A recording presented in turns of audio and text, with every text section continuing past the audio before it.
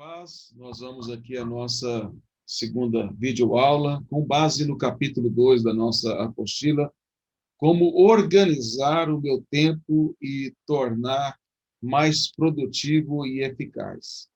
Há uma citação que eu faço no início desse capítulo, do Edson Lopes, que diz o seguinte: é preciso descobrir o tempo.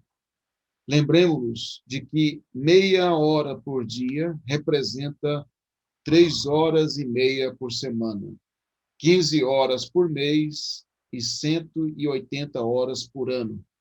E quem não conseguiria descobrir um ou mais espaços de meia hora em sua jornada? Seria muito bom aproveitar 15 minutos do intervalo para o almoço? Seria fácil adquirir o hábito de ler 10 minutos antes de dormir?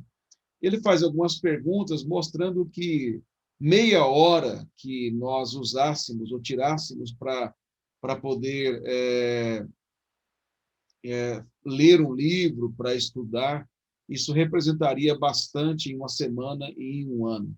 E qual de nós não teria condições de fazer isso, tirar meia hora para fazer algo nesse sentido? Então, o nosso problema, como na videoaula anterior, não é a falta de tempo, é a falta de foco. Nós temos muitas coisas para tentar nos distrair em relação ao nosso tempo e a usar de forma inadequada. E nós precisamos constantemente de voltar os nossos olhos para aquilo que realmente é importante, entendendo quais são as nossas prioridades, biblicamente. Porque é a Bíblia quem vai nos dar aí a direção certa para tomarmos as decisões corretas em relação ao nosso tempo. E quais são as nossas prioridades? Primeiro, a nossa prioridade é a nossa relação com Deus. Nós temos que entender que a nossa relação com Deus é a nossa prioridade acima de qualquer outra. É esta prioridade que vai reger as demais prioridades e os demais relacionamentos. A segunda prioridade sou eu mesmo. Eu preciso interpretar a mim mesmo através da Escritura. Eu preciso ter a minha vida devocional, eu preciso ter minha vida de oração, eu preciso ter meus momentos com Deus. Então, a minha priorização de Deus, eu também priorizo a mim mesmo. Mas não só no sentido espiritual, no sentido físico, tendo uma atividade física, tendo um cuidado com a minha vida física, porque nós somos um todo. E nós precisamos cuidar de tudo que envolve a nossa vida. Uma outra terceira prioridade seria a família, casamento e família. Por quê? Porque se nós não estivermos bem no casamento e na família, nada irá bem depois. Não há como termos uma vida tranquila, saudável, uma vida de alegria quando a família não está bem. Então, é preciso que eu priorize também a minha família em seguida. E depois a igreja. A igreja é depois da família, não a família depois da igreja. A igreja é formada por famílias. Quem é pastor tem que governar bem a sua casa para governar a igreja. Sempre é a família antes da igreja. E a igreja é importante congregar uns com os outros, estar uns com os outros, se fortalecer, exercer os nossos dons e ter essa convivência, ela é fundamental para nos ensinar, não só teologicamente, mas nos ensinar em termos práticos aquilo que nós aprendemos da palavra de Deus. E um quinto e último relacionamento é com o mundo. Então, nós temos que entender que nós estamos inseridos no mundo e nós precisamos nos relacionar com o mundo. Agora, não no sentido de sermos envolvidos pelos valores do mundo, mas com os valores que aprendemos com o primeiro relacionamento, ou a prioridade que é Deus, com os nossos corações moldados pelo relacionamento com Deus, que é o segundo lá da prioridade, e a família, que é a base também para a nossa vida social. Então, nós temos as condições de relacionar com a igreja e com o mundo, principalmente com o mundo. Eu quero dar algumas dicas para a organização do tempo. A primeira coisa que você deve fazer é o planejamento. Você precisa tirar um tempo para planejar. Geralmente, eu faço isso na segunda-feira de manhã. Eu já começo a segunda-feira tirando um tempo sem WhatsApp, sem mídia, sem internet, no papel mesmo, procurando a cada semana ver as prioridades de cada dia e o que realmente é o meu alvo naquela semana, para que eu possa ter uma diretriz sobre o que eu devo fazer. Isso é importante porque a gente deixa de perder tempo, porque a gente sabe tem as obrigações que devem ser feitas, e aí o planejamento é realmente fundamental.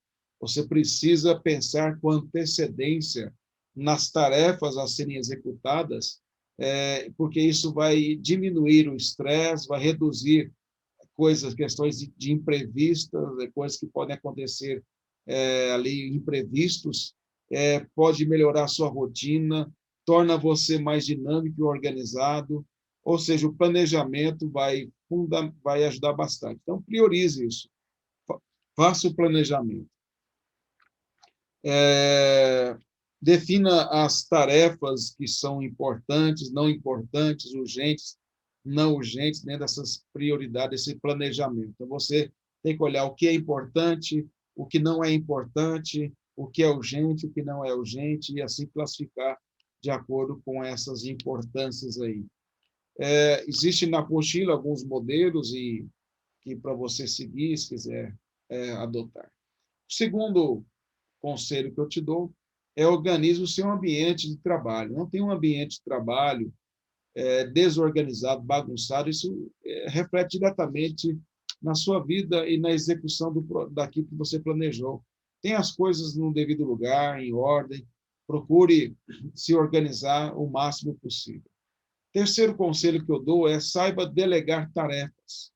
Não queira centralizar tudo em você. Você precisa treinar pessoas para que elas possam executar adequadamente as tarefas, treinar pessoas, como o IBGI está fazendo, treinando líderes para que possam treinar outros, como a Bíblia nos ensina. Então, procure delegar funções, não queira fazer tudo, como Moisés quis fazer no início, e aí o seu sogro Jetro o aconselhou, conforme está lá em Êxodo 18, verso 21 a 22, que ele encontrasse homens que fossem capazes de o ajudar e o auxiliar na condução do povo de Israel. Um outro aspecto que eu também quero destacar aqui para você, um quarto aspecto, é que não seja dominado pela ansiedade. Ou seja, a ansiedade ela é o mal do século XXI. Cada vez mais pessoas têm ficado doentes, estressadas, com depressão e outros problemas por causa do estresse. As cobranças são muitas. E aí a mente acelerada, sem relaxar, sem parar para pensar, sem refletir, isso tudo causa muito estresse.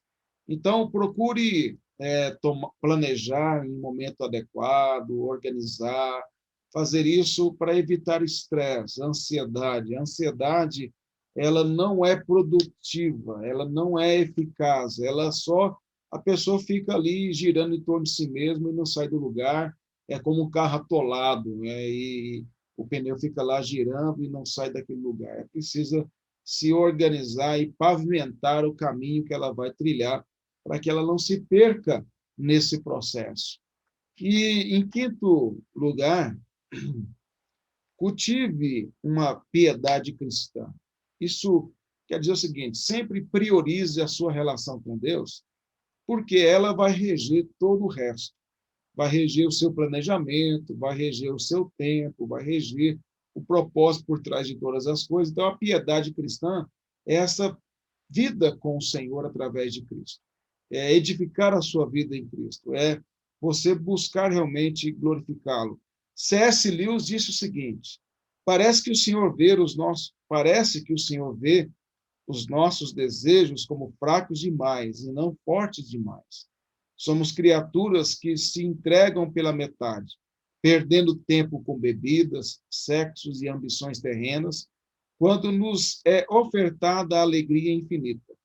Somos como crianças ignorantes que querem persistir na brincadeira de fazer bolos de lama numa favela, porque não podem imaginar o significado de terem recebido o convite para passar uma temporada num maravilhoso hotel beira-mar.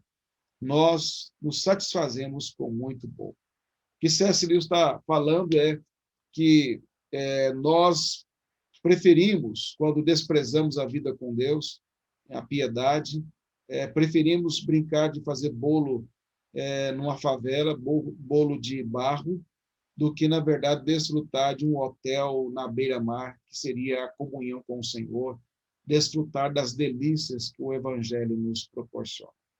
Então, é importante que você entenda que a busca por santidade é comprometer-se a lutar contra o nosso pecado, é não satisfazer os desejos do nosso coração, mas procurar fazer a vontade do Senhor revelada em sua palavra. Como disse J.C. Ryler, a santidade é o hábito de ter a mesma mente de Deus, à medida em que tomamos conhecimento da sua mente, descrita nas Escrituras. É o hábito de concordar com os juízos de Deus, abominando aquilo que ele abomina, amando aquilo que ele ama, e medindo tudo quanto há neste mundo pelo padrão da sua palavra. Aquele que em tudo concorda com Deus é a pessoa mais santa. O tempo não volta, e por isso o que perdemos de oportunidade para o nosso conhecimento fica para trás. A nossa vida é muito breve e passa como uma neblina, que logo se dissipa, como está no Salmo 90, verso 9, Tiago 4, 14. Temos que viver cada momento para a glória de Deus, utilizando da melhor maneira possível nosso tempo, nossas forças, nossa vontade para ser úteis dentro do reino de Cristo. Esse curso de metodologia não pretende ser apenas um material para você consultar sobre como fazer resenha, declaração de leitura, citação ou trabalho final, mas contribuir para que utilize essas ferramentas para crescer intelectualmente e espiritualmente. Procure organizar o seu tempo, priorizar sua relação com Deus, com você mesmo e com a sua família, com a igreja, com o mundo, tendo a visão madura da sua caminhada em Cristo, e aplique o Evangelho na totalidade da sua vida e não em algumas partes. Desenvolva uma mente moldada pela Escritura, que se conforma cada vez mais à mente de Cristo. Tenha uma mente moldada pelo Evangelho e aplique o Evangelho à totalidade da sua vida, inclusive a metodologia científica. Que Deus assim nos abençoe. Amém.